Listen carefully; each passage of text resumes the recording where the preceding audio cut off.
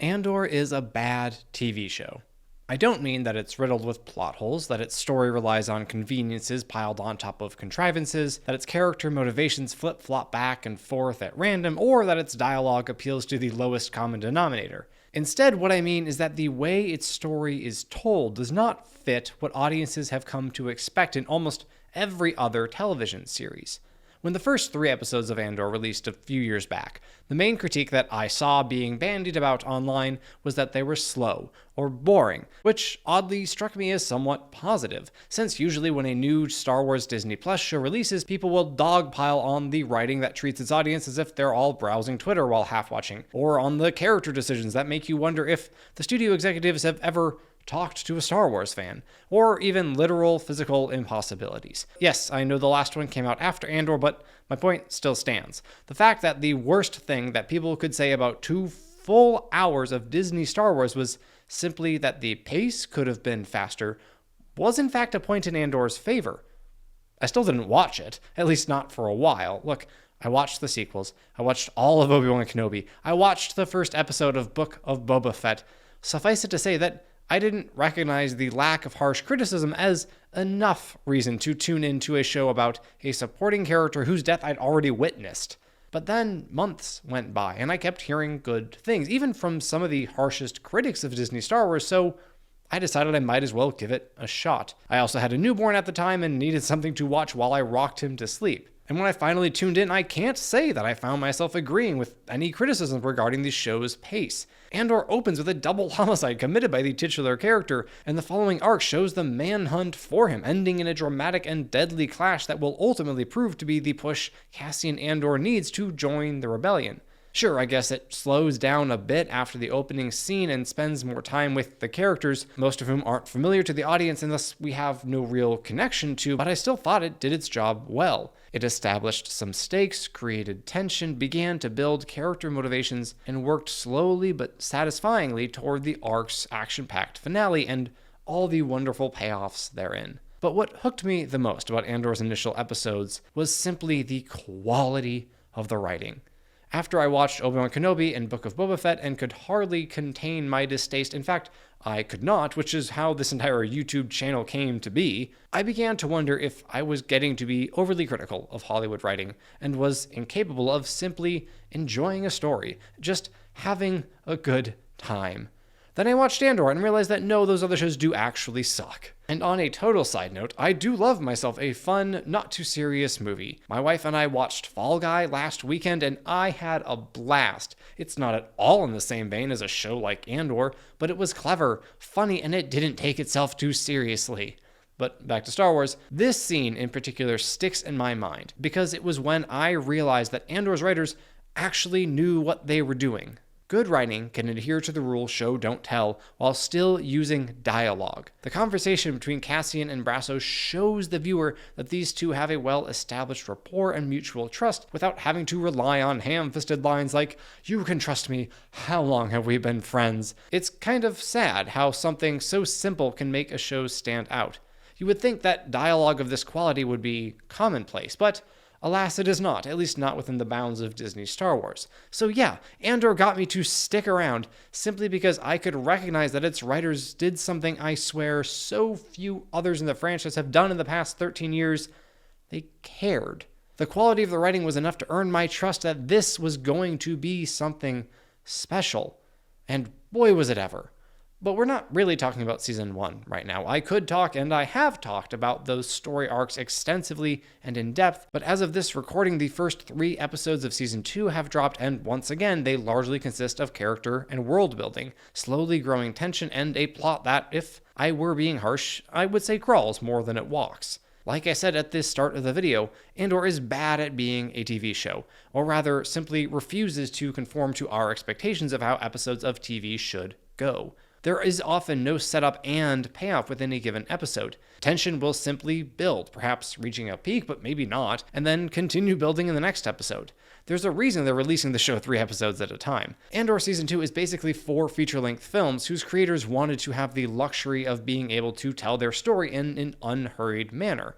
And I'm enjoying it. I'll admit, I didn't absolutely adore the first 2 episodes of Season 2.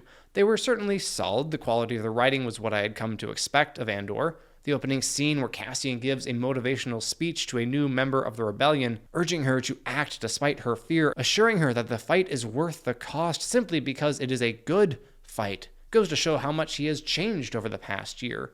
When we left him, he had finally decided to give himself to the anti-Imperial cause, and now we see that he is not only comfortable in the role of a rebel, but has assumed, if not the mantle, then certainly the bearing of a leader. I was excited to see Cassian operating in that capacity, but then the episode threw a wrench in his plans and my expectations by having him get taken hostage by a rebel group who have lost their leader and descended into tribal anarchy. Those scenes don't seem to do a lot for the narrative at first, but the more I think about them, the more I appreciate them. Again, show, don't tell. We don't need to witness Luthen telling someone facts about the state of the rebellion, that it's fractured, disorganized, prone to mishaps at every turn, and relying on entirely unreliable people and groups to move their cause forward. Instead, we can see it plain as day in the way these newly leaderless rebels act. I loved how patient Cassian was during this whole ordeal. He quickly realizes that these kids are raw, inexperienced, and sloppy, and he figures he'll have an opening if he just waits long enough for them to make a mistake. I will say, it was jarring to hear some of Maya Pei's group talk simply because they had American accents, and I was so used to hearing British and Scottish accents in Andor. That's not a critique or an insight, just something I thought was kind of funny. But really, the scenes with Cassian form a pretty small part of this opening arc. Not quite as small as the Dedra and Cyril scenes. Oh yeah, that's a thing. They're a thing. I know. I'm as shocked as you are. Although the actual nature of their relationship isn't exactly clear. Neither of these two strike me as the romantic type. They're both insanely career-driven and don't seem to have much energy for anything else, but hey, Dedra actually smiled when she met Cyril's mom, so who knows? Again, that's kind of the point in these first few episodes. They're setting the stage, letting the themes start to reveal themselves and establishing character motivations as they exist in the present. I was honestly kind of surprised to find Cyril back at the Imperial Bureau of Standards, but then he monologued about his investigative prowess to the new guy, and it all made sense. I had uncovered a cabal of corrupt purchasing agents. Also, Cyril's "I'm so annoyed and uncomfortable right now" face is just perfect. I mean, I get it. His mother, despite the fact that she's probably the most morally upright person in this room, is undoubtedly the most annoying. Props to her actress. She absolutely kills the role of the all-consuming mother. Edie is the kind of character that you couldn't have in most movies, or even most TV shows, which feel like they need to make each episode a complete thought. She's not there for the plot. She's there so you understand Cyril better as a character. You could also say she's a warning to us men.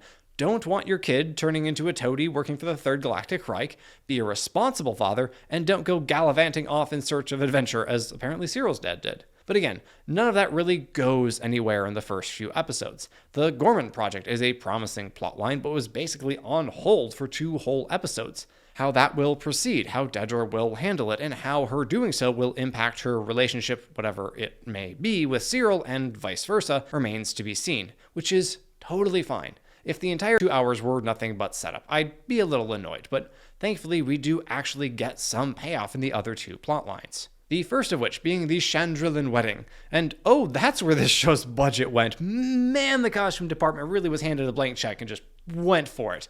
Anyway, we spend a lot of time here during the season's first arc, observing every ancient Chandrillan custom and tradition, and you have to wonder why.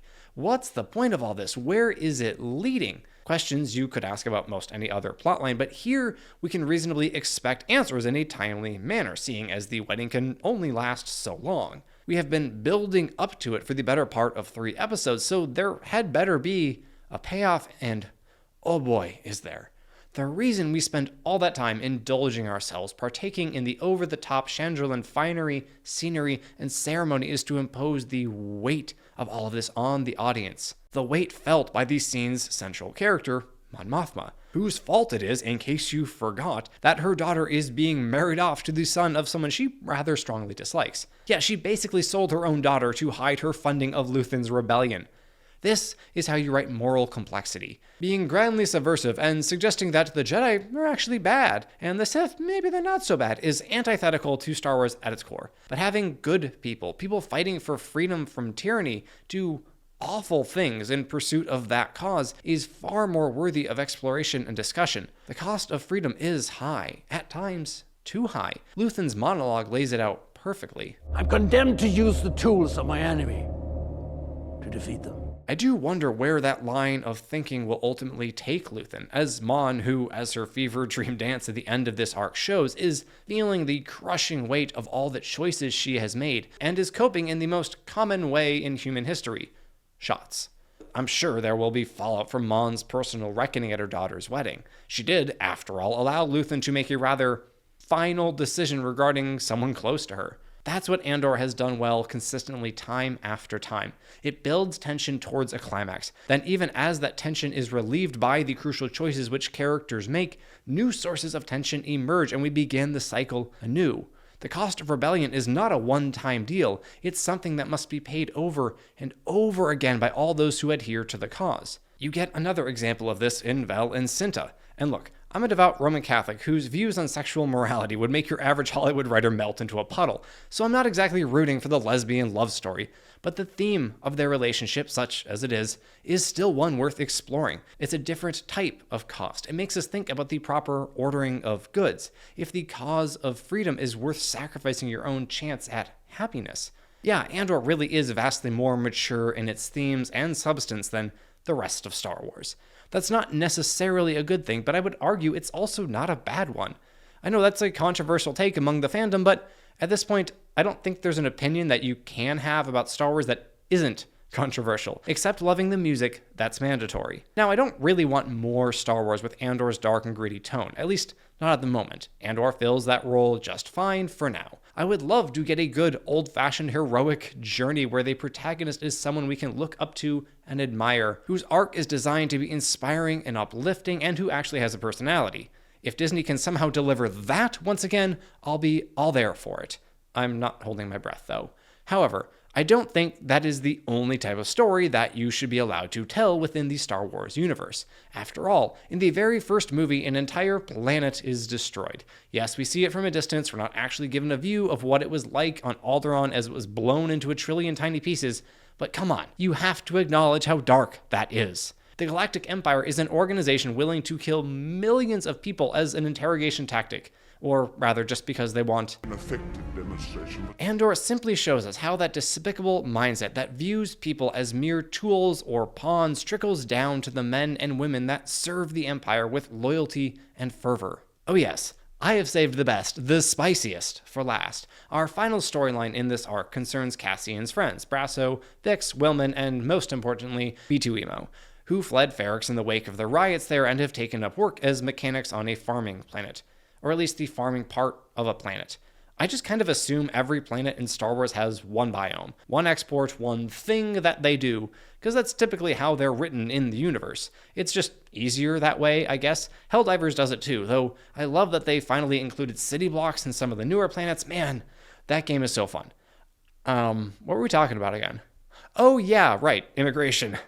I've said many times that audiences don't hate political art, they hate political activism posing as art. I have made a whole video about that idea, and it doesn't seem like I'm alone in my belief.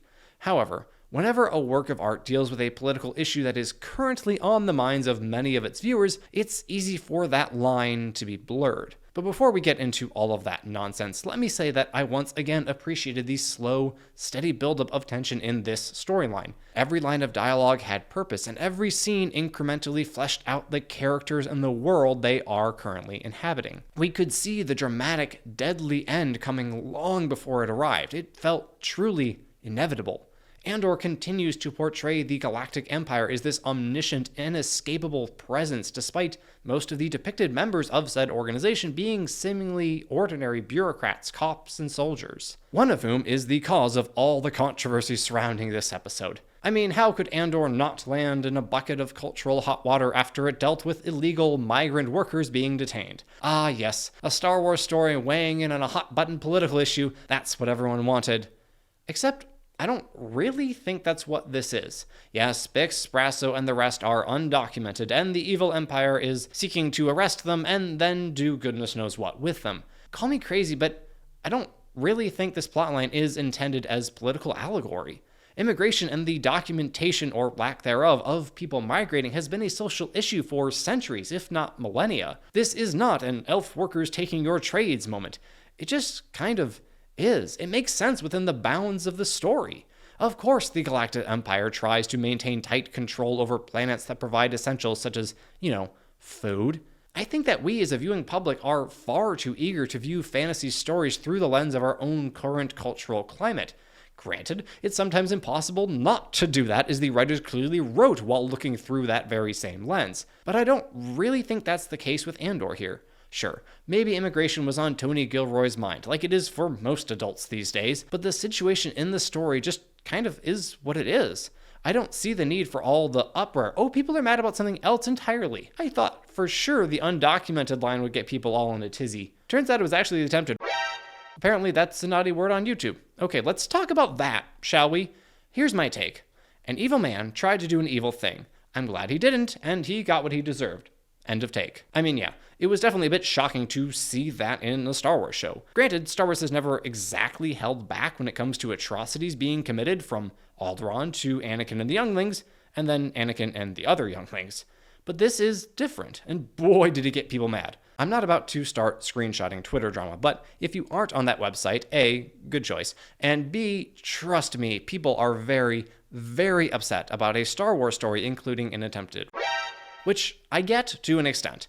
That's never been in Star Wars before, and it is a truly heinous and despicable crime. I mean, I can't even say the word on this platform unless I want this video getting demonetized. But I can say kill, slaughter, maim, murder, torture, and so on and so forth without any fear of the YouTube overlords taking away my ad revenue. But looking at it objectively, is it worse than genocide? Than the wanton slaughter of innocent children? Than torturing people to extract information from them? On that last one, perhaps you could make an argument, but any crime where you take innocent life has got to be higher on the depravity scale.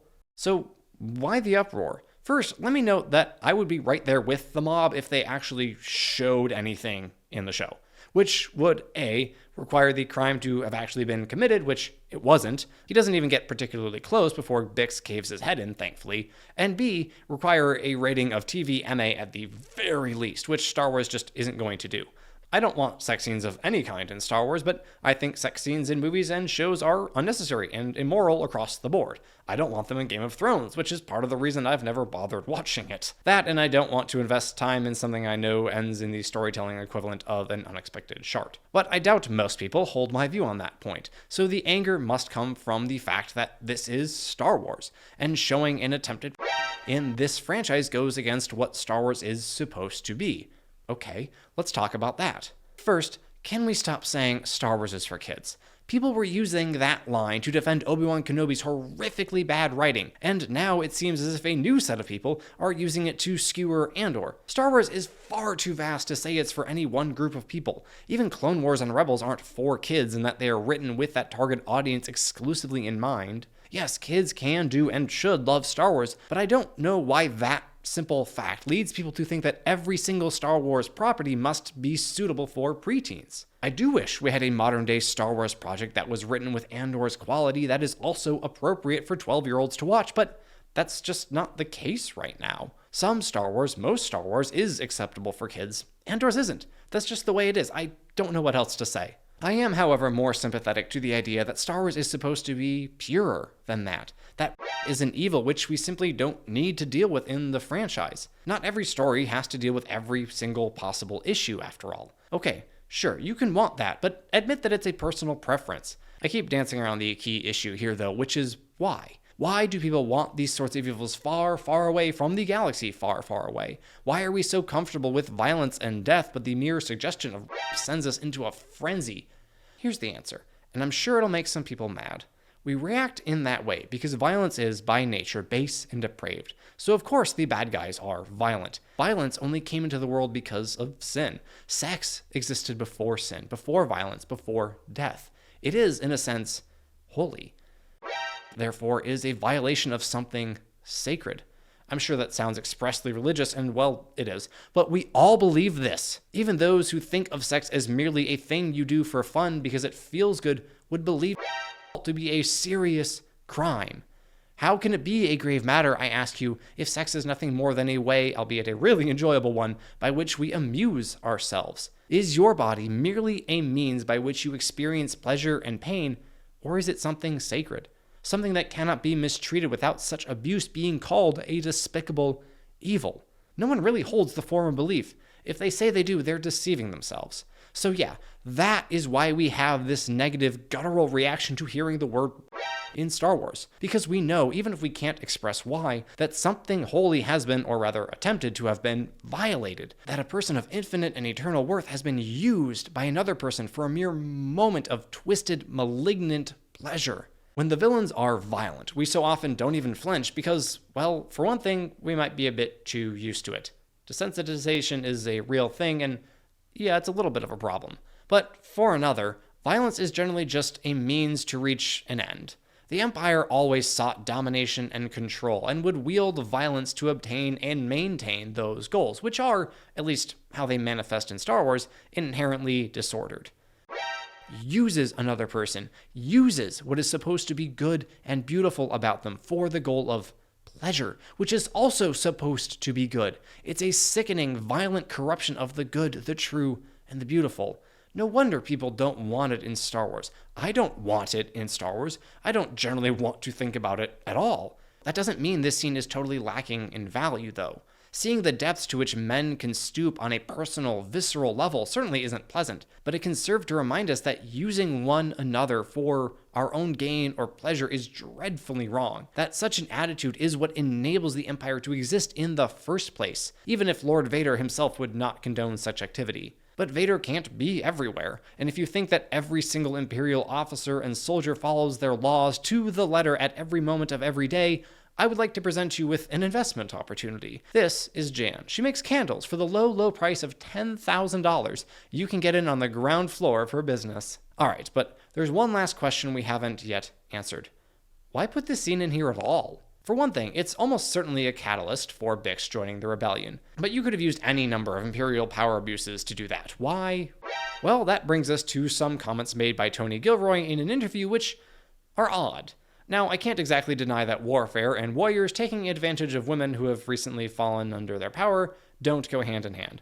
I mean, I just played through Ghost of Tsushima for the first time. You think all those Mongols were celibate? And you may have seen my video on Askeladd from Vinland Saga. Yeah, the Vikings weren't exactly masters of self-control either. I don't exactly agree with Gilroy that he has to include everything that he's learned about revolutions and the wars they fight in Andor. It's okay, you could leave some stuff out, but I get why he includes it. Like I said, I think the scene has value even if I would have preferred it taken in a different direction. The comment that really has people up in arms, though, is the one you see on screen now, and just, Interpreting this charitably, I assume he means that civilization as we know it is a product of warfare. Can't really argue with that. And that was pretty much always a part of war. There are other interpretations, but I won't speculate. I'll just assume that is what Mr. Gilroy meant. Even so, I don't really see how that is helpful or useful to think about. I'm not really interested in dwelling on the possible sins of my ancestors. Anyway, I think that's enough. I'm just going to leave that subject there. Not what I expected to be talking about when making this video on Andor.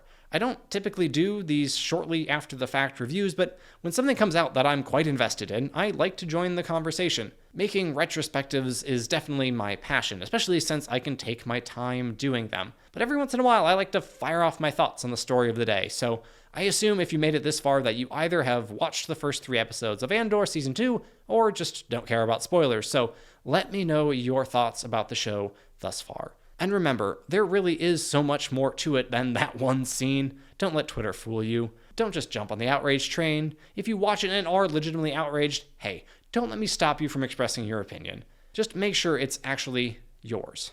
Don't forget to dislike the video, leave an angry comment, and join my Patreon so you can have a more direct way to tell me how wrong I am. God bless, and I will see you in the next one.